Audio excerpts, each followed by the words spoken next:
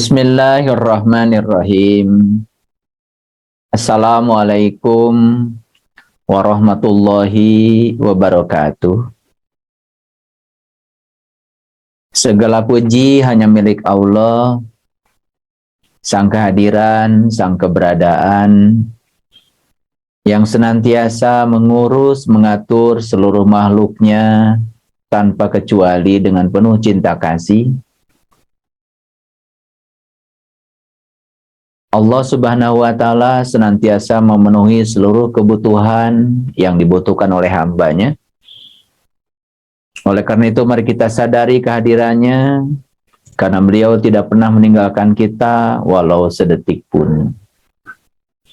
Oleh karena itu, mari kita puji dia bersama-sama membaca hamdalah. Alhamdulillahi Rabbil Alamin. Mari kita hadirkan beliau dalam majelis ilmu ini. Biarlah beliau mencurahkan berkah dan rahmatnya. Mari kita kosongkan wadah kita. Mari kita buka tutupnya. Mari kita letakkan wadah kita serendah-rendahnya untuk diisi oleh Sang Pemilik Semesta yang Maha Cerdas. Supaya malam ini kita diguyuri kesadaran yang akan membangkitkan intelijensia kita, kecerdasan kita. Oleh karena itu, mari kita sapa asma Allah dengan kelembutan dan cinta, seraya membaca basmalah. Bismillahirrahmanirrahim. Para sahabatku, tentu saja kita semua pernah punya masa lalu. Dan masa lalu sudah selesai. Oleh karena itu, mari kita hadapi masa lalu tanpa penyesalan sedikit pun. Karena masa lalu telah berjasa mengantarkan kita ke masa kini.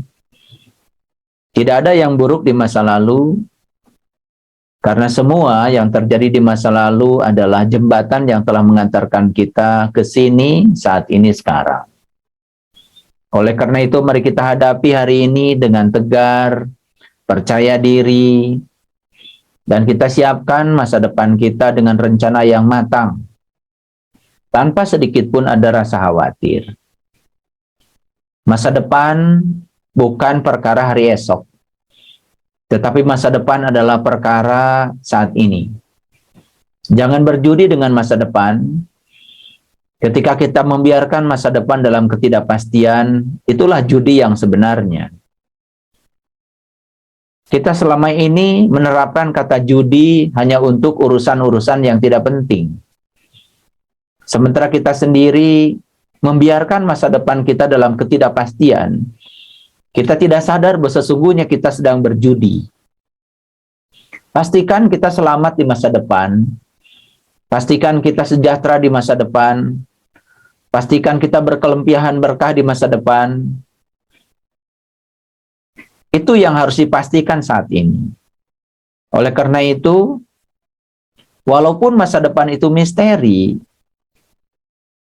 namun kita dapat mengatur masa depan mulai dari hari ini. Justru karena misteri, maka kita harus mengaturnya mulai hari ini. Masa depan yang cerah tidak pernah dijanjikan pada siapapun. Dan kita harus mengejarnya sendiri. Karena masa depan yang cerah itu tidak pernah dijanjikan pada siapapun. Oleh karena itu, maka masa depan adalah milik orang yang tahu cara menunggu dengan sabar. Karena siapapun yang menunggu dengan sabar, berarti dia tidak pernah menunggu.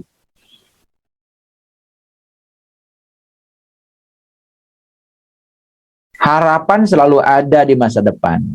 Sedangkan doa dan perjuangan itu adanya di sini, saat ini, sekarang. Para sahabatku yang dirahmati Allah, kita mengenal ada satu provinsi di tanah Jawa, tempat di mana peradaban-peradaban masa lalu ditemukan. Yogyakarta atau sering disebut juga Ngayogyakarta itu didirikan dan diberikan nama itu oleh Pakubuwono yang kedua. Raja Mataram yang memimpin dari tahun 1719 sampai 1727. Jadi Yogyakarta atau Ngayogyakarta itu pengganti dari nama Pasanggrahan Gartitawati. Jadi kalau kita lihat asal-usul Yogyakarta, jadi Yogyakarta sendiri itu dari dua kata. Kata yang pertama adalah Ayogya atau disebut juga Ayodhya. Dan kata yang kedua adalah Karta. Ternyata Ayogya atau Ayodhya itu artinya adalah kedamaian. Sedangkan Karta itu artinya adalah baik. Jadi Ayodhya, ya Ayodhya itu adalah sebuah kota bersejarah di India, tempat terjadinya wiracarita Ramayana, ya, cerita tentang Ramayana. Jadi Ramayana ini, ya, cerita yang sangat luar biasa, ya, menggambarkan kehidupan manusia, yaitu cerita tentang Rama, kisah Rama dan Sinta. Siapa sesungguhnya Rama itu? Rama ya.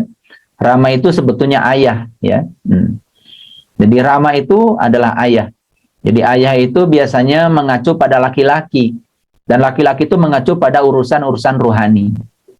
Makanya dalam kitab suci ada kata laki-laki biasa mengacu pada urusan rohani.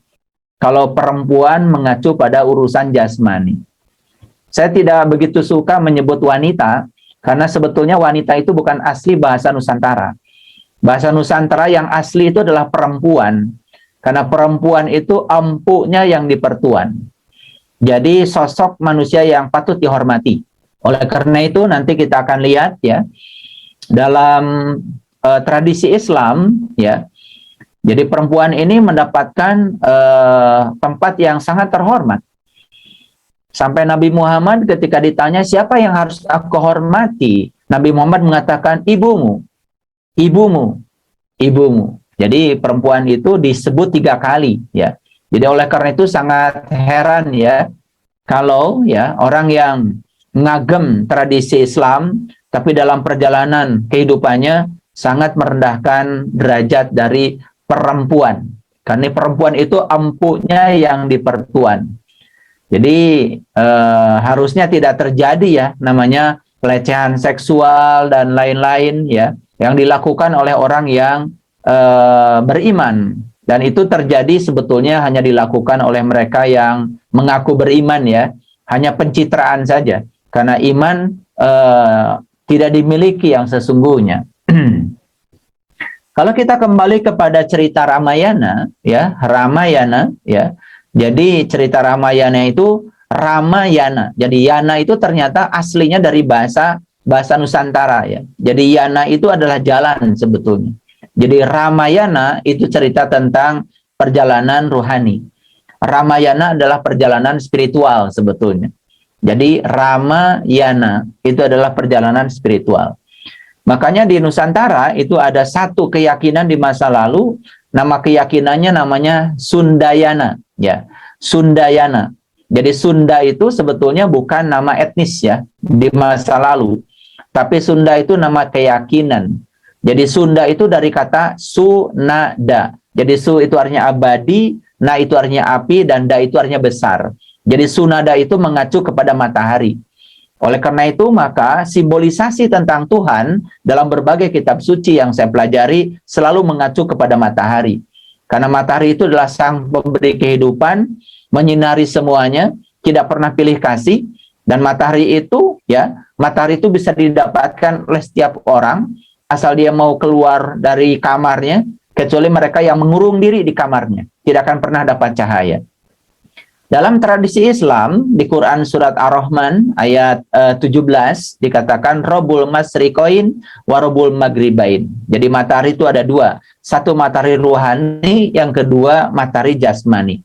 Matahari jasmani adalah sumber kehidupan jasmani, sedangkan matahari ruhani adalah sumber kehidupan ruhani. Jadi beruntung sekali ya orang-orang yang sudah bisa menemukan matahari ruhani dalam dirinya, karena itu akan menjadi nutrisi bagi jiwanya. Nah, ada gap ya, orang yang hanya berjemur badannya saja di matahari jasmani, tetapi tidak pernah berjemur ruhaniyahnya, jiwanya di matahari ruhani, akan terjadi deadlock ya, akan terjadi gap ya antara pertumbuhan jasmaninya dengan pertumbuhan ruhaniyahnya. Itu yang kita bisa saksikan ya dalam kehidupan yang sekarang. Banyak sekali manusia yang menua tubuhnya tetapi tidak mendewasa ya spiritualnya. Itu yang terjadi ya. Oleh karena itu di penghujung kehidupannya masih melekat, di penghujung kehidupannya masih bermain-main, di penghujung kehidupannya masih banyak sekali ya dikendalikan oleh pikirannya. Jadi kembali kepada cerita Ramayana itu lakon utamanya adalah cerita tentang Rama dan Sinta. Jadi Sinta ini sebetulnya mencerminkan kesadaran ya. Sinta ini mencerminkan kesadaran. Nah, lalu dalam cerita Ramayana itu ya ada sosok yang bernama Rahwana. Rahwana itu sering disebut juga si Dasa Muka. Jadi dasa itu 10 dan muka itu wajah. Jadi dasa muka itu berarti 10 wajah. Sebetulnya 10 ini bukan sekedar jumlahnya 10 ya, tetapi wajahnya banyak. Dan itulah yang kita saksikan ya, manusia sekarang. Banyak wajah ya. Banyak wajah ya. Wajah palsunya banyak ya. Di sini ngomongnya begini, di tempat lain ngomongnya begitu, di tempat lain lagi ngomongnya berbeda ya. Di sini penampilannya begini, di tempat lain penampilannya berbeda. Tidak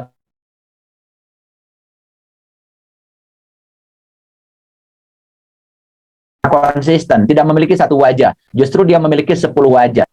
Gambaran tentang mereka yang dan Rahwana ini terkenal dengan penguasa negeri Alengka. Jadi Alengka ini dari bahasa Sanskerta artinya adalah pikiran. Jadi sebetulnya Rahwana ini adalah raja penguasa pikiran. Dan memang seperti itu kenyataannya, manusia sekarang ini lebih banyak dikuasai pikirannya daripada dikuasai kesadarannya. Bahkan kesadarannya sangat lemah, ya, lalu hidupnya dikendalikan oleh pikiran. Nah, ciri dikendalikan oleh pikiran, salah satu sifat pikiran itu loncat ke masa lalu, loncat ke masa depan, dan tidak pernah hadir di sini saat ini sekarang. Oleh karena itu saya tadi mengawali, mari kita hadir di sini saat ini sekarang, hadirkan Allah ya, Sang Maha Hadir dalam diri kita. Dia tidak pernah meninggalkan kita, dia selalu bersama dengan kita. Oleh karena itu sadarannya. Kalau kita menyadari kehadiran setiap saat, itu yang disebut dengan kita dalam keadaan sholat sebetulnya secara hakikat. Karena sholat arti yang sebenarnya adalah manunggal. Sholat arti yang sebenarnya adalah menyatu. Dan untuk menyatu harus wudhu. Ketika kita berpisah dengan selain Allah, pasti automatically kita akan menyatu dengan Allah. Bagaimana kita bisa menyatu dengan Allah kalau kita masih menyatu dengan yang selain Dia? Nah, itulah sebetulnya pengertian sholat ya, dalam tingkat hakikat ya, di mana sholat itu sudah tidak dibatasi oleh ruang dan waktu. Tidak dibatasi lagi oleh 5 waktu, tapi sholat itu setiap saat. Nah, orang yang sholatnya hanya dibatasi oleh ruang dan waktu, bisa jadi ya ada waktunya sholat, ada waktunya tidak sholat. Sehingga ada waktunya menyatu, ada waktunya tidak menyatu. Saat tidak menyatu dengan Allah, disitulah ya, manusia akan mengalami berbagai macam kecelakaan spiritual. Itu sebabnya tidak heran ya, banyak orang yang rajin ritual, tetapi di luar itu melaksanakan yang menyimpang dari sejati dirinya. Jadi jangan heran kalau masih banyak orang yang sebetulnya kalau orang yang beriman, dia bisa melaksanakan sholat di setiap ruang dan waktu, di setiap hela nafasnya. Dia tidak pernah merasa ditinggal oleh Allah. Dia merasa diawasi oleh Allah. Itu dalam tradisi Islam yang disebut dengan ihsan.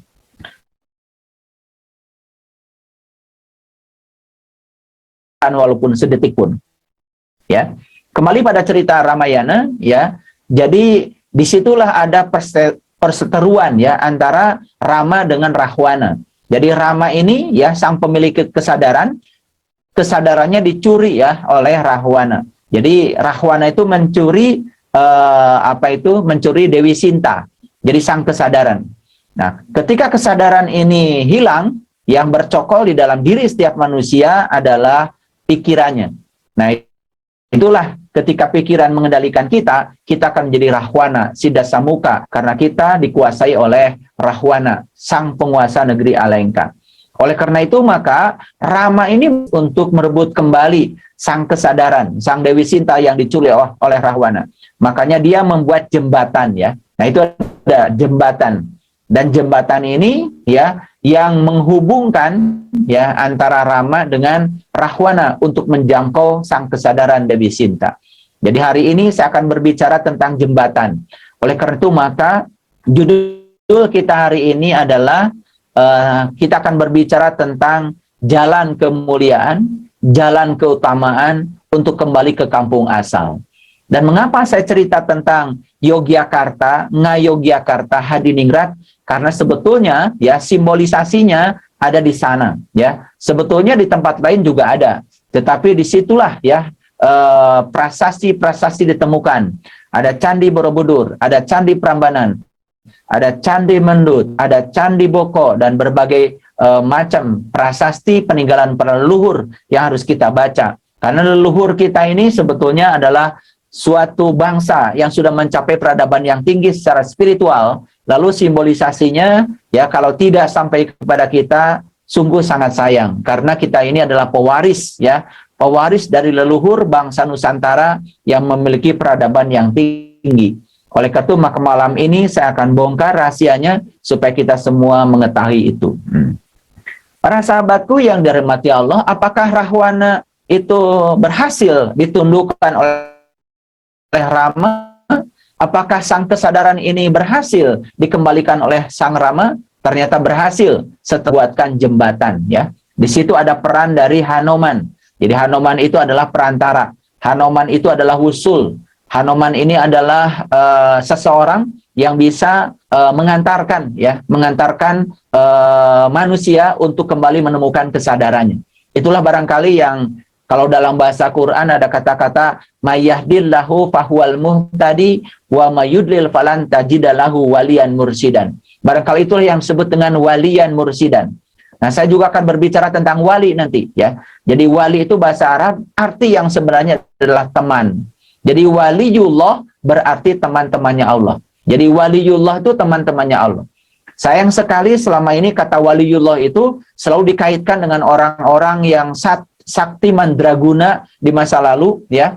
Lalu kalau cerita tentang waliullah biasanya dikaitkan dengan kegaiban-kegaiban. Padahal sebetulnya aslinya waliullah adalah mereka-mereka yang tahaluk bi ahlakillah. Orang-orang yang sudah berakhlak seperti akhlaknya Allah. Orang yang berakhlak seperti akhlaknya Allah berarti dia taat pada hukum alam, ya. Oleh karena itu maka jangan mencari ilmu untuk tidak mempan digolok. Carilah ilmu supaya tidak ada orang yang menggolok. Makanya ya dalam konsep tauhid itu ada dua yang disebut dengan ma'rifat. Yang pertama ada namanya ma'rifat rububiyah, yang kedua ada namanya ma'rifat goibiyah. Jadi kalau ma'rifat goibiyah biasanya mereka belajar tentang ketuhanan tapi ujungnya adalah mencari kegaiban-kegaiban. Nah, inilah orang-orang yang takut menghadapi kehidupan biasanya. Nah, ma'rifat yang diajarkan para nabi, para rasul, para sunan, para wali, ya, itu adalah ma'rifat rububiyah. Ma'rifat rububiyah berarti ya dia itu berakhlak seperti akhlaknya Allah. Itulah yang paling sempurna adalah Nabi Muhammad. Tahaluk di akhlakillah, berakhlak seperti akhlaknya Allah. Jangan lupa ya, Nabi Muhammad di Taif pernah dilempari batu, berdarah-darah. Itu hukum alam. Batunya tidak kemudian mental, ya, tidak. Ketika dilempari batu, beliau ya berdarah-darah. Dan beliau merasakan ya bagaimana sakitnya kena batu. Ya itulah manusia biasa. Jadi sebetulnya menjadi manusia biasa itu luar biasa. Karena tidak banyak yang menginginkan. Jadi manusia luar biasa itu biasa menurut saya. Karena banyak yang menginginkannya. Nabi Muhammad mencontohkan menjadi manusia biasa. Oleh karena itu maka dalam Quran surat Al-Kahfi ayat 110 dikatakan Kul innama ana basyarum mislukum. Katakanlah hai Muhammad sesungguhnya Anda adalah manusia biasa seperti yang lain. Apa maknanya? Maknanya adalah Nabi Muhammad tidak difasilitasi oleh Allah untuk menjadi hebat. Tetapi beliau menjadi hebat karena tekadnya sendiri.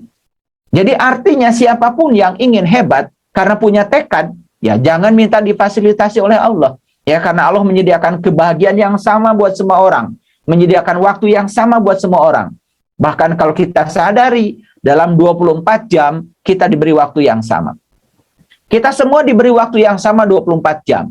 Kenapa nasib kita berbeda? Kenapa yang satu berguna, kenapa yang satu tidak berguna? Ya, mohon maaf saya menggunakan istilah tidak berguna hanya untuk menjelaskan pikiran supaya mengerti. Sebetulnya tidak ada yang tidak berguna. Bahkan orang jahat sekalipun tetap saja berguna.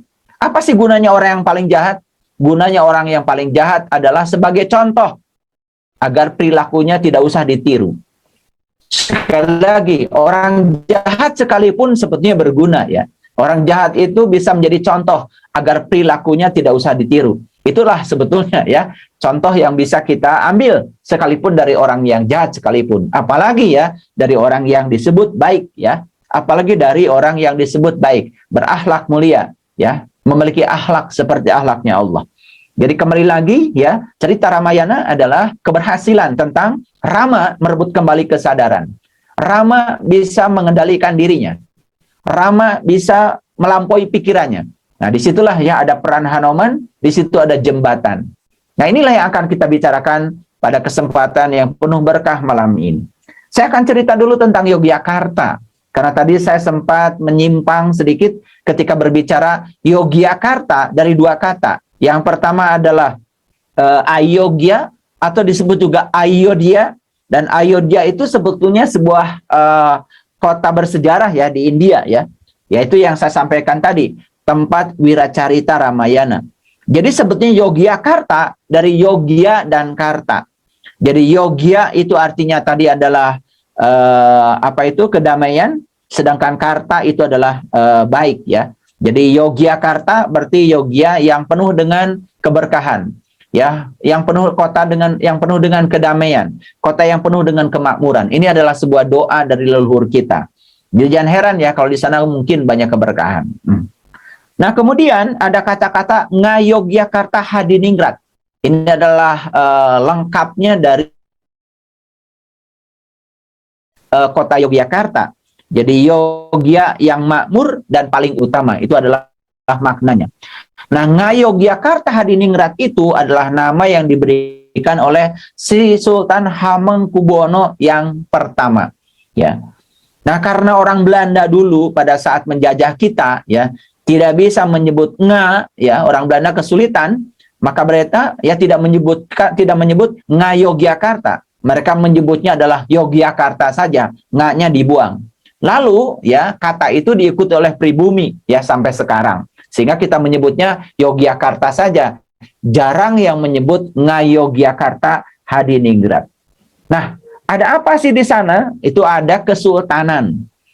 Kesultanan Ngayogyakarta Hadiningrat. Nah, Kesultanan Ngayogyakarta Hadiningrat itu berdiri sekitar 1755 ya.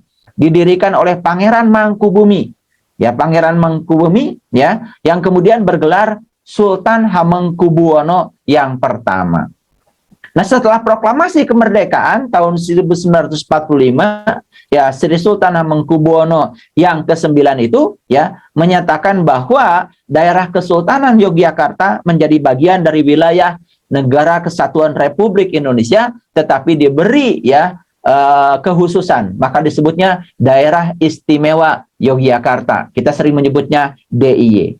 Ada apa di sana? Ya, di sana banyak sekali simbolisasi perjalanan spiritual sebetulnya dari para leluhur kita. Salah satunya kalau kita pergi ke Yogyakarta, kata orang Yogya katanya kita ini belum sempurna pergi ke Yogya kalau belum pernah pergi ke Malioboro. Makanya ada kata-kata Malioboro. Dari dua kata sebetulnya, Malia dan Bara. Jadi Malia itu artinya adalah menjadi wali. Malia sendiri artinya adalah menjadi wali. Jadi menjadi wali siapa? Karena saya sampaikan tadi, wali artinya teman. Jadi kita ini dalam kehidupan ini harus menjadi wali siapa? Harus menjadi teman-teman siapa? Ya, kita harus ingat bahwa sebetulnya kita datang ke dunia ini diciptakan oleh Allah, diutus oleh Allah untuk menjadi kepanjangan tangan Allah, Allah. Jadi oleh karena itu maka kita harus menjadi wali-wali Allah, harus menjadi teman-teman Allah. Dan untuk menjadi teman Allah, untuk menjadi wali Allah, maka kita harus melaksanakan pengembaraan. Makanya disebut Malia Bara atau Malioboro. Malia itu menjadi wali, menjadi walinya Allah, sedangkan bara artinya mengembara. Maka kita harus melakukan pengembaraan dalam kehidupan ini sampai menemukan siapa diri sejati kita. Maka siapa saja yang sudah menemukan diri sejatinya, maka dia sudah menemukan Tuhannya. Makanya di dalam sebuah hadis dikatakan, man aropa nafsahu faqad aropa robbahu. Siapa yang kenal dirinya, maka dia akan kenal pada Tuhannya. Makanya untuk mengenali Tuhan, maka jalan pertama adalah mengenali diri sejati kita. Maka siapa yang sudah mengenali dirinya dan dia sudah mengenali Tuhannya, itu yang disebut dengan teman-teman Allah. Itu yang disebut dengan ahlul bait. Itu yang disebut dengan waliullah. Jadi waliullah yang saya maksud sekali lagi ya, tidak seperti yang digambarkan oleh banyak orang. Karena waliullah itu seakan-akan mereka yang sakti mandraguna, yang bisa terbang, bisa berjalan di air, bukan ya. Jadi waliullah itu yang berakhlak seperti akhlaknya Allah, ya. Mereka ini terperangkap oleh hukum-hukum duniawi. Mereka juga terperangkap oleh hukum-hukum alam. Mereka hidupnya natural ya. Mereka hidupnya alamiah ya. Saya kasih tahu sedikit sebagai gambaran. Kalau ada orang yang mengatakan dirinya orang pintar dan kemudian dia bisa menerawang masa depan seseorang, biasanya yang akan datang pada orang itu justru orang-orang yang punya kepentingan untuk mengekalkan berkah-berkah duniawi. Mohon maaf ya, coba perhatikan. Biasanya orang-orang yang ingin mengekalkan jabatannya, yang dicari bukan orang bijak, yang dicari orang pinter. Orang-orang yang dianggap oleh mereka itu bisa mengekalkan jabatannya, ya, dengan mantra-mantranya, dengan kesaktiannya. Makanya orang yang semacam itu tidak pernah didatangi oleh orang-orang yang mau menjadi bijaksana, tetapi didatangi oleh orang-orang yang ingin melekatkan dirinya pada urusan-urusan dunia. Makanya ada dua prinsip ya. Yang pertama ada yang namanya cinta kasih.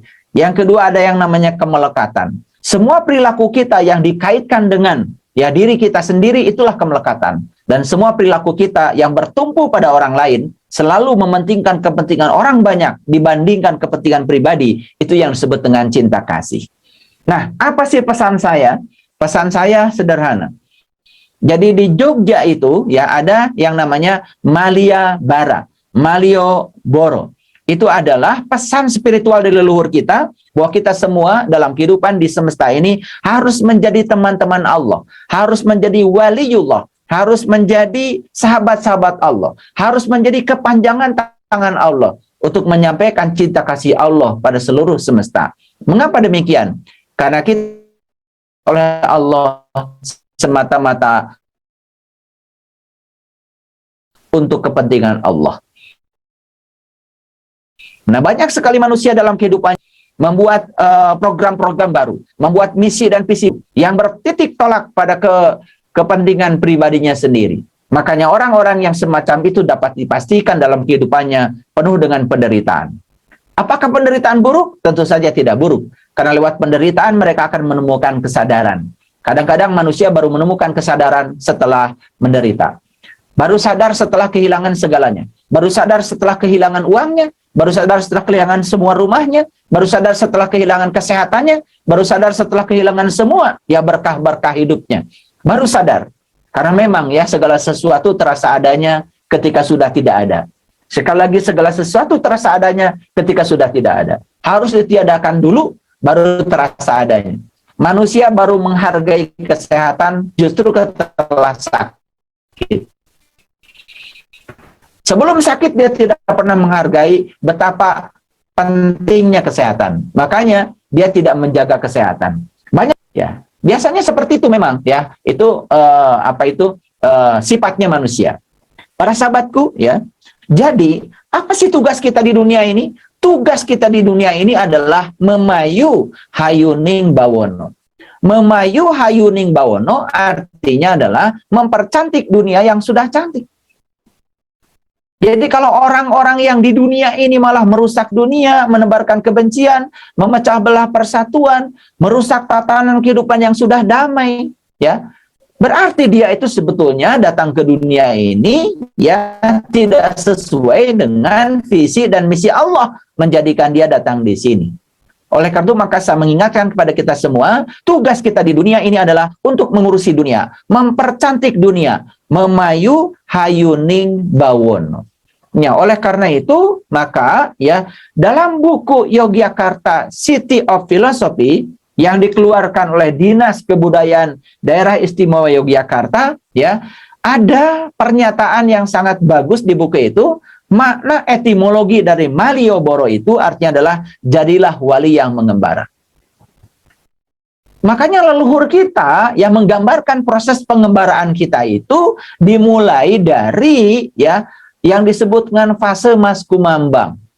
Setelah Mas Kumambang kemudian Mijil. Setelah Mijil kemudian Sinom. Setelah Sinom kemudian Kinanti. Setelah Kinanti kemudian Asmarandana. Setelah Asmarandana kemudian Gambuh. Setelah Gambuh kemudian Dandanggula. Setelah Dandanggula kemudian masuk fase berikutnya yang disebut dengan Durma.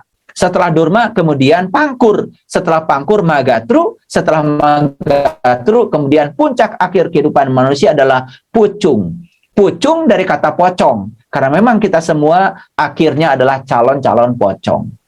Apa yang disebut dengan Mas Kumambang? Mas Kumambang masa mengambang di rahim ibu. Pada saat itu kita sedang mengalami mati sak jeroning urip. Pada saat itu kita hidup tetapi mati. Karena saat itu ya kita tidak mendengar. Karena dibungkus oleh ketuban, kita tidak melihat. Dibungkus oleh ketuban, kita tidak bernafas. Dibungkus oleh ketuban, kita tidak bicara. Dibungkus oleh ketuban, ya. 4 unsur yang ada di kepala kita semuanya dibungkus oleh ketuban. Itu yang kemudian disebut kupat, laku sing papat. Karena pada saat di rahim ibu, yang 4 unsur itu dibungkus oleh ketuban. Tetapi yang luar biasa diabadikan dalam Al-Quran, saat kita di rahim ibu, ketika dibungkus oleh ketuban, saat ditanya oleh Allah, Alastu birabbikum, apakah kau ingin Tuhanmu? Dan saat itu kita bisa menjawab, qalu bala syahidna, ya aku menyaksikan. Itu adalah pelajaran yang luar biasa saat kita di alam Mas Kumambang.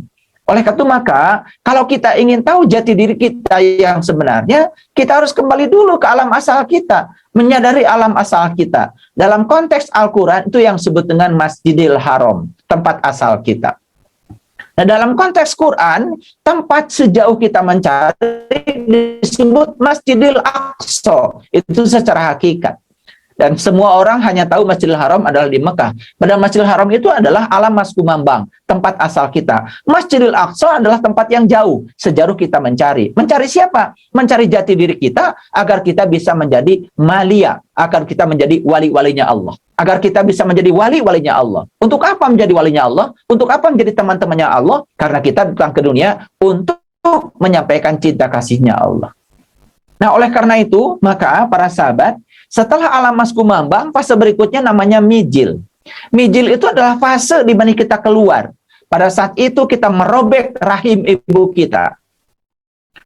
Harus ingat ya, ada satu orang di semesta ini yang tersakiti oleh kelahiran kita. Itu adalah ibu kita. Harus ingat ada satu orang di semesta ini yang pernah menumpahkan darah untuk kelahiran kita. Itu adalah ibu kita. Kita harus ingat ada satu orang yang kemudian harus menggadaikan nyawanya untuk kelahiran kita. Itulah ibu kita. Jadi dia yang tersakiti pertama kali oleh kita, dia yang menumpahkan darah oleh kelahiran kita, dia yang menggadaikan nyawa untuk kelahiran kita. Pantesan kalau Nabi Muhammad mengatakan, ibumu, ibumu, ibumu. Itu 3 hal yang penting. Sehingga banyak orang yang melupakan ya, bagaimana jasa seorang ibu. Ibu itu adalah juru selamat kita. Ibu itu adalah juru selamat kita. Pada saat kita datang ke dunia ini, kita saat itu tidak bisa makan, kita tidak bisa berkomunikasi. Tetapi satu-satunya orang yang mengerti bahasa kita, yaitu bahasa tangisan kita adalah ibu kita. Saat kita menangis, ibu kita tahu popok kita basah. Pada saat kita menangis, ibu kita tahu bahwa kita lapar. Pada saat kita menangis, ibu kita tahu bahwa kita ingin mandi. Pada saat kita menangis, ibu kita tahu semua yang kita ingin hanya dengan satu bahasa tangisan. Bukankah ibu kita adalah juru selamat kita? Makanya Mijil ini diabadikan ya dalam tradisi Islam ya, yaitu ya mencium Hajar Aswad. Nah, mencium Hajar Aswad ini kebanyakan hanya bertarung di Mekah sana. Padahal Hajar Aswad artinya adalah batu hitam. Batu hitam itu kepala kita. Bukankah kepala kita itulah yang pertama kali merobek rahim ibu kita? Dan hampir semua kita datang ke dunia ini kalau normal, lahirnya pasti kepala kita lah yang datang duluan. Bukan kaki kita, bukan tangan kita, tapi kepala kita. Makanya kepala kita ini ya yang merobek rahim ibu kita. Itu alam mijil. Mari kita sadari bahwa setelah alam mas kumambang, kita mengalami alam mijil. Itulah masa pengembaraan kita yang kedua. Dan kemudian setelah kita lahir ke dunia menjadi anak yang lucu, itu yang disebut dengan sinom. Masa lucu-lucunya, ya. Mulut kita wangi saat itu. Ngomong salah pun lucu, ya. Apalagi ngomong benar. Kelucuan itu sudah hilang sekarang. Karena apa? Ada riset neuroscience yang mengatakan manusia mulai melupakan Tuhan di hari ke-8 dari kelahirannya. Diukur dengan menggunakan EEG, electroencephalograph. Yang diukur adalah brain wave-nya, gelombang otaknya. Itu masa sinom. Setelah sinom kinanti, masa mencari jati diri. Tapi sayang sekali, ya, proses pertumbuhan, ya, daya kritis, daya kreatif, satu dibungkam oleh sistem kepercayaan, dibungkam oleh sistem pendidikan yang tidak menunjang. Makanya sekarang yang terjadi apa? Anak-anak kita kehilangan daya kritisnya. Kalau bertanya sesuatu takut, ya, bahkan mempertanyakan sesuatu takut, karena dari sejak awal ditakut-takuti. Ada yang ditakuti oleh orang tuanya, ada yang ditakut-takuti oleh gurunya, sehingga daya kritis itu seakan-akan menjadi hilang. Saya masih ingat ketika kecil, ya, karena orang tua saya kiai, ya, kiai kampung lah. Setiap saya bertanya tentang masalah-masalah yang kritis, terutama masalah ketuhanan, selalu dibungkam. Ketika saya bertanya, di mana Allah? Selalu dijawabnya, jangan bertanya itu. Ketika saya tanya, siapa Allah? Selalu dijawab, jangan bertanya itu. Dari kecil sudah ditanamkan di otak saya. Ya, kalau bertanya itu katanya murtad. Kalau bertanya itu katanya tidak boleh. Bagaimana kita bisa mengenal Allah kalau pertanyaan-pertanyaan itu semuanya dibungkam? Itu adalah fase pengembaraan kita yang mungkin banyak mengalami kegagalan. Sehingga fase sinom ini menjadi fase yang mengerikan. Sehingga banyak anak-anak kita sekarang didoktrinasi kepercayaannya. Disuruh untuk mengaku orang beriman. Disuruh mengaku orang beragama A, beragama B, beragama C, beragama apapun. Warisan dari orang tuanya. Tetapi sesungguhnya mereka tidak mengerti yang sebenarnya apa itu iman. Dan agama yang dianutnya itu sebetulnya buat apa? Tidak mengerti. Hanya diajarkan ritual-ritual itu semata-mata. Dan itu sebetulnya fase yang sangat berbahaya. Itu adalah fase sinom. Ya, fase kinanti maksud saya. Makanya yang sukses masuk fase kinanti, masuk fase berikutnya, fase asmarandana. Fase mulai mencari pasangan, mencari kecocokan untuk hidup bersama. Makanya begitu cocok, ya, namanya bangun cinta. Awas ya, bukan jatuh cinta. Kalau kita berumah tangga dimulai dengan jatuh cinta, ya udah jelas ya, berikutnya jatuh terus, ya. Makanya jangan jatuh cinta, harus bangun cinta. Ya, bangun cinta.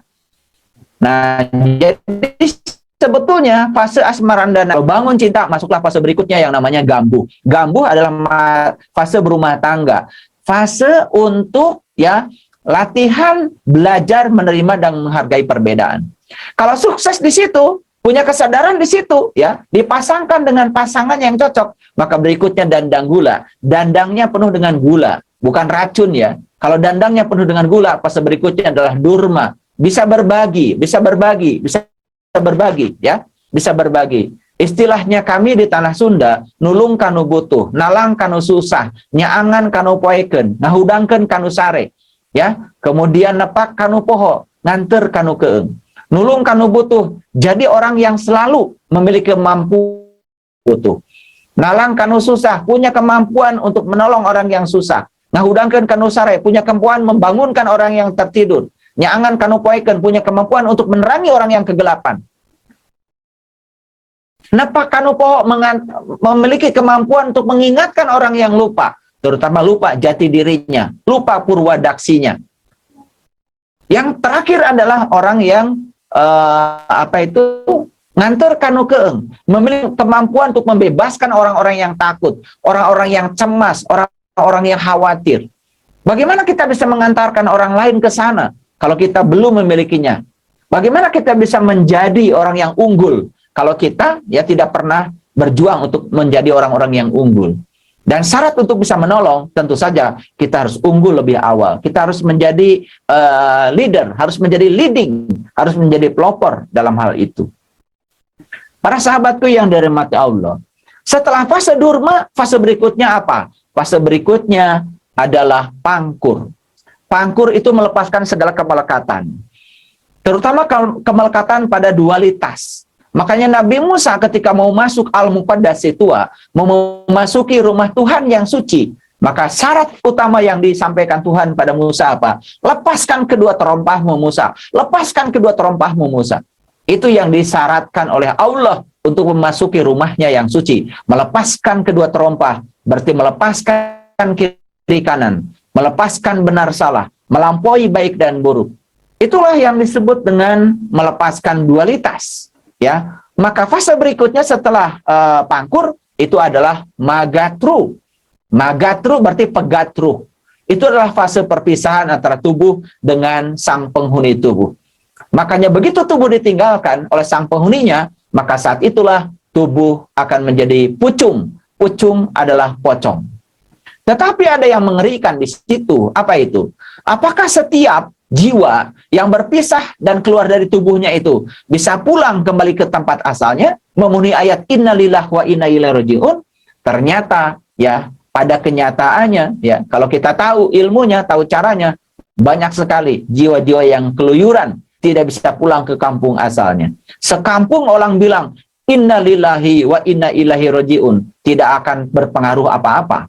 Karena yang menentukan keselamatan kita adalah diri kita sendiri. Dan yang luar biasa sekarang, mohon maaf ya, hampir semua orang menganggap innalillahi wa inna ilaihi rajiun itu seakan-akan adalah doa. Lillahi wa inna ilaihi rajiun bukan doa. Bukan doa. Coba perhatikan artinya. Sesungguhnya kita berasal dari Allah dan kita akan dikembalikan kepada apa yang kita pertuhankan. Sekali lagi, innalillah, sesungguhnya kita berasal dari Allah. Wa inna ilaihi rajiun, dan kita akan dikembalikan pada apa yang kita pertuhankan. Kita berasal dari Allah, yes, tidak usah dibicarakan lagi. Tetapi kita akan dikembalikan pada apa yang kita pertuhankan, tergantung apa yang kita pertuhankan. Kalau kita menuhankan Allah, berarti akan kembali kepada Allah. Tapi kalau kita menuhankan yang selain Allah, itulah tempat kembali kita. Makanya tidak heran kalau kemudian banyak sekali yang keluyuran, tidak bisa pulang kepada Allah. Itulah para sahabat. Setelah fase magatru, berikutnya adalah fase pucung. Itulah fase pengembaraan. Itulah fase pengembaraan yang harus kita sadari, yang akan mengantarkan kita untuk menjadi malia, agar kita menjadi waliullah, agar kita menjadi teman-temannya Allah. Jadi sebetulnya waliullah itu bukan 9. Karena 9 itu hanya simbolisasi saja. Angka 9 ini angka keramat ya dalam semua tradisi agama. Bagi mereka yang tahu ilmunya, tahu caranya, angka 9 ini adalah angka keramat, angka yang sangat luar biasa. Saya tidak akan berbicara kekeramatan angka 9. Silakan saya cari sendiri. Ya syukur-syukur kalau bisa menemukan seorang guru yang bisa mengantarkan kita ke sana. Ya. Nah, makanya ya, di dekat Jalan Malioboro ada namanya Jalan Marga Utama. Jalan marga utama adalah jalan utama. Dalam bahasa Quran, jalan utama itu disebutnya Shiratal Mustaqim. Nah, Shiratal Mustaqim itu adalah istilah yang ada di Quran surat Al-Fatihah. Al-Fatihah artinya pembuka. Nah, di dalam pembukaan itulah ada yang namanya Shiratal Mustaqim. Apa sih Shiratal Mustaqim? Shiratal ladzina an'amta 'alaihim, jalannya orang-orang yang telah dianugerahi nikmat. Itu yang disebut dengan marga utama, jalan utama. Makanya ya, jasa marga itu ngurusi apa itu? Kan ngurusi jalan. Jasa marga adalah perusahaan BUMN yang kerjanya ngurusi jalan, jalan tol. Ya, makanya disebutnya juga jasa marga. Karena marga itu artinya jalan. Jadi marga utama artinya adalah jalan keutamaan. Nah, kita harus menemukan jalan keutamaan itu. Ya, jalan keutamaan dalam bahasa Quran disebutnya Shiratal Mustaqim. Apa sih Shiratal Mustaqim itu? Jalannya orang-orang yang diberi nikmat. Siapa orang yang diberi nikmat itu? Di Quran dikatakan. Yang diberi nikmat itu cuma 4 golongan. Yang pertama para nabi, yang kedua para syidikin, yang ketiga para syuhada, dan yang keempat adalah para solihin. Tanya lagi berikutnya, siapa nabi itu? Siapa syidikin itu? Siapa syuhada itu? Siapa solihin itu? Tanya Quran. Tafsir Quran yang benar adalah bil Quran, bukan menggunakan persepsi pribadi, ya. Karena banyak sekali orang yang menafsirkan Quran berani-beraninya menggunakan persepsi pribadi. Sama seperti kalau orang ditanya, Shiratal Mustaqim apa artinya? Banyak yang mengatakan, oh itu jalan yang diridhoi Allah, itu jalan yang dirahmati Allah. Padahal di Quran udah jelas, Shiratal Mustaqim itu adalah jalannya orang yang diberi nikmat, itu aja, titik. Ya, tidak ada terjemahan yang lain. Shiratal Mustaqim adalah Shiratal ladina an'amta alaihim. Jalannya orang yang diberi nikmat. Jelas sekali ya dalam Al-Quran. Nah, banyak sekali kita sering tidak sadar kalau ada istilah agama, istilah kitab suci, istilah bahasa langit, kemudian diterjemahkan menggunakan persepsi bumi. Akibatnya jadi keliru. Ini yang sangat berbahaya. Makanya ya, dekat Malioboro ada namanya jalan marga utama. Marga itu adalah jalan, utama adalah keutamaan. Temukan jalan keutamaan. Nah, jalan kemana? Jalan menuju keraton. Keraton itu apa? Keraton itu singgasana. Kalau cerita singgasana, awas ya. Jangan cuma sekedar singgasana raja. Karena singgasana yang ditawarkan oleh semua kitab suci adalah kerajaan Tuhan. Itulah diabadikan dalam Quran surat An-Naml ya, ayat yang ke-40 ya, ketika Nabi Sulaiman ya bertemu dengan seseorang yang memiliki ilmu ya, dan saat itu kemudian Nabi Sulaiman diantarkan untuk bertemu dengan singgasana hanya dalam satu kedipan mata saja. Hanya dalam satu kejapan mata saja kalau diantarkan oleh orang yang punya ilmu. Nah, orang yang punya ilmu itulah yang disebut dengan para mursyid. Makanya Nabi Sulaiman ketika diantarkan oleh orang yang punya ilmu, beliau sampai pada suatu singgasana. Singgasana itu adalah singgasana Tuhan, kerajaan Tuhan. Kerajaan Tuhan ya Tuhan itu sendiri. Jadi Nabi Sulaiman mencapai pencerahan di situ. Jadi sebenarnya jalan marga utama itu adalah jalan menuju keraton. Jalan menuju singgasananya Tuhan sebetulnya. Dan singgasana Tuhan itu ada di dalam diri setiap manusia. Karena Allah mengatakan, aku bersamamu, lebih dekat kepadamu daripada urat nadi lehermu. Makanya siapapun yang sudah menemukan keratonnya di dalam dirinya, maka dia akan menemukan jalan baru yang disebut dengan marga mulia. Itu yang disebut dengan jalan kemuliaan. Makanya siapa yang sudah menemukan kedamaian di dalam, dia akan melihat kedamaian di luar. Siapa yang sudah menemukan tempat suci di dalam, apapun yang di luar menjadi suci. Dan siapa yang sudah menemukan kedamaian di dalam, apapun yang di luar adalah damai. Jadi kenapa banyak sekali orang yang melihat ya seakan-akan dunia ini penuh dengan kutukan. Bahkan setiap hari yang dia lakukan itu adalah mengutuk dan mengutuk. Ya, karena dia belum selesai dengan dirinya sendiri. Karena dia belum menemukan jalan utama, dia pun belum menemukan keratonnya dalam dirinya, lalu dia tidak menemukan jalan kemuliaan. Itu sebabnya siapapun yang sudah menemukan jalan kemuliaan, maka dia akan sampai di toko batik terang bulan. Makanya di Malioboro ada toko batik terang bulan. Batik itu dari ba dan titik. Ya, ba itu Baitullah dan titik itu adalah Nurullah. Siapa yang menemukan Nurullah dalam Baitullah, berarti dia sudah sampai pada batik itu. Makanya ba-nya itu huruf pertama Quran kan, Baitullah. Maka titik itu adalah titik yang ada di huruf ba. Ya, coba lihat huruf ba itu titiknya kan di bawah bukan? Tetapi huruf nun titiknya di atas. Makanya titik ini disebut kunhijatnya ilmu. Jadi kalau kita mencari ilmu, cari ilmu titik aja. Karena semua dibuat dari titik. Betul nggak?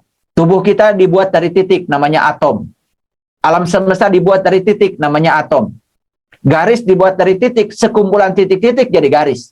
Lingkaran pun sebenarnya kumpulan dari titik-titik. Jadi semua alam semesta ini dibuat dari titik. Maka siapa yang menemukan titik dan rahasianya, maka dia sudah menemukan kunhijatnya ilmu.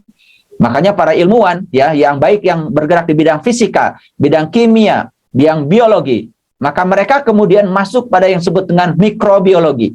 Pada aspek-aspek yang bersifat mikro. Sama ya seperti sekarang. Perhatikan ya, ukuran komputer semakin hari semakin kecil. Ukuran HP kita semakin hari semakin kecil. Bahkan kamera semakin kecil, tetapi memorinya semakin besar. Kenapa demikian? Itu sudah masuk pada aspek mikro. Makanya sekarang kita hidup di abad nano. Ya, nano. Sebentar lagi kita akan masuk di abad femto. Jadi kalau mili itu 10 pangkat min 3, 1/1000. Kalau mikro 10 pangkat min 6, 1/1000. Ya, kalau nano 10 pangkat min 9, 1/1.000.000. Ya, gitu. Nah, kalau Pico itu 10 pangkat min 12. 1/1 triliun. Kalau femto itu 10 pangkat min 15. Nanti suatu saat masuk pada abad atau namanya, yaitu 10 pangkat min 18. Akan ke sana, kita akan ke sana. Akan ke sana. Kita sedang menuju ke sana. Makanya semakin kecil ya, semakin renik ya, alat-alat elektronika, kemampuannya semakin besar. Maka riset-riset tentang itu terus-menerus. Bayangkan ya, dulu kita hidup di zaman di mana ya data disampaikan oleh kabel. Dan kabel saat itu adalah namanya kabel konduktor. Dan sekarang data disampaikan oleh kabel juga, tapi namanya fiber optik.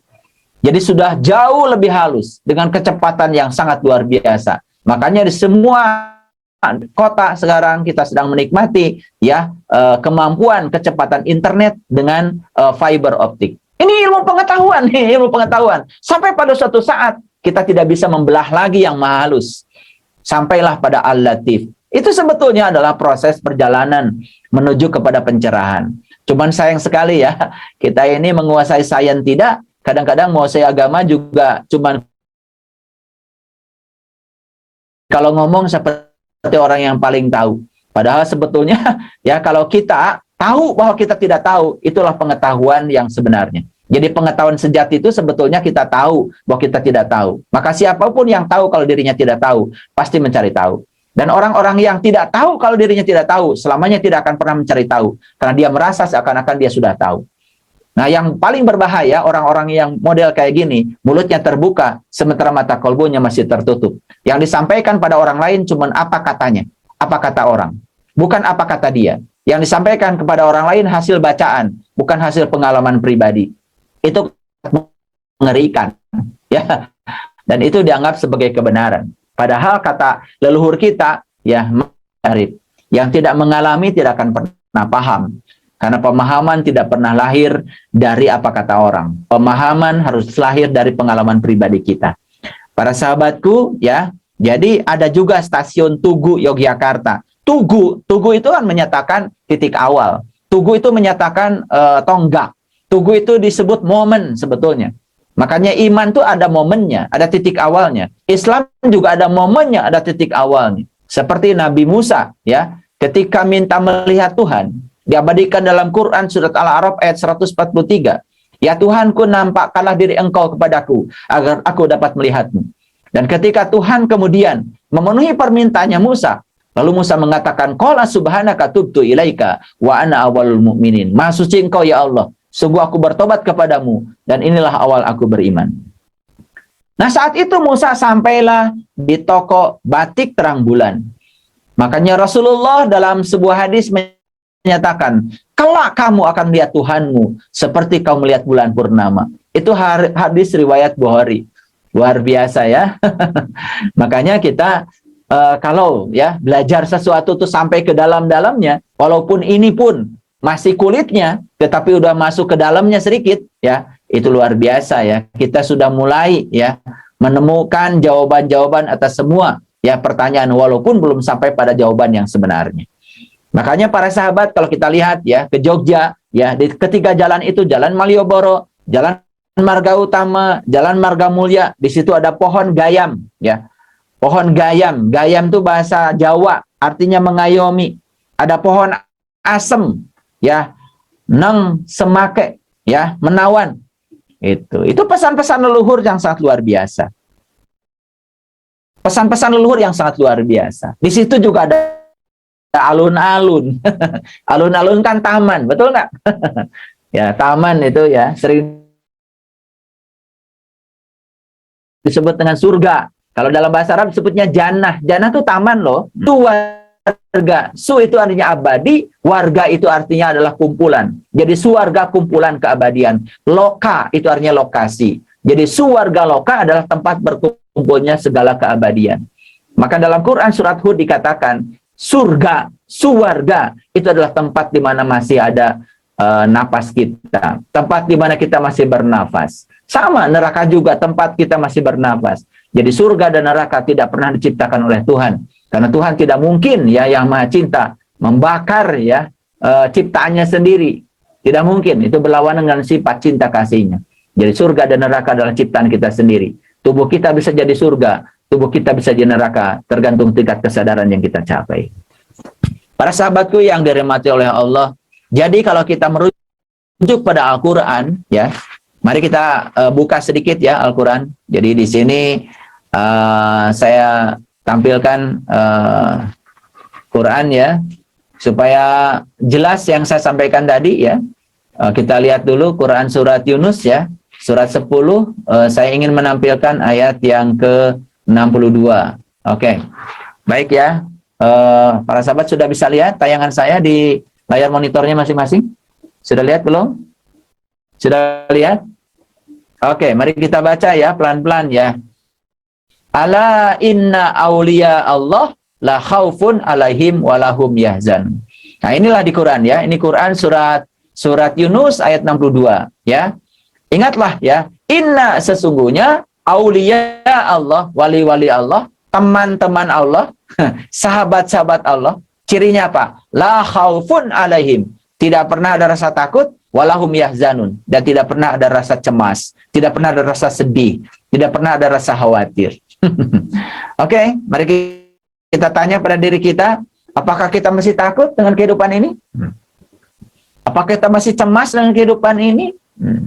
Oke, kalau kita masih penuh dengan ketakutan, penuh dengan kecemasan, penuh dengan kekhawatiran, itu sebetulnya kita belum sepenuhnya menjadi teman-temannya Allah. Kita belum malia bara, pengembaraan kita belum utuh ya. Oleh karena itu maka kita harus rajin ya melakukan pengembaraan ya, supaya kita bisa menemukan jati diri kita sendiri. Siapapun yang sudah menemukan jati dirinya, la khaufun alaihim walahum yahzan ya, la takhaf la tahzan, tidak usah takut, tidak usah cemas. Ini adalah ciri waliullah yang dinyatakan dalam Al-Quran.